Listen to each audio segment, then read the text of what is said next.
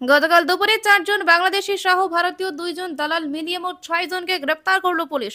Police সূত্রে খবর, গতকাল হাসখালী থানা পুলিশ বাহিনী হাসখালী থানার কুঠিপাড়া রেলগেট এলাকা থেকে 4 বাংলাদেশি সহ 2 জন ভারতীয় দালালকে গ্রেফতার করেছে। পুলিশে আরও জানায়, এই 4 বাংলাদেশি অবৈধভাবে পাসপোর্ট ভিসা ছাড়াই ভারতে প্রবেশ করে ভারতীয় দালাল মারফত ওই 2 ভারতীয় দালালের মারফত তারা অবৈধভাবে ভারতবর্ষে অনুপ্রবেশ করেছিল সে কথাই স্বীকার করেছে ওই 2 ভারতীয় দালাল। ধৃতদের আজ রানাঘাট আদালতে তোলা হবে। ধৃতদের মধ্যে 2 ভারতীয় দালালকে তদন্তের স্বার্থে পুলিশের রিমান্ড নেওয়া হবে বলে আদালতের কাছে আবেদন করা হবে পুলিশের তরফ থেকে জানানো হয়েছে।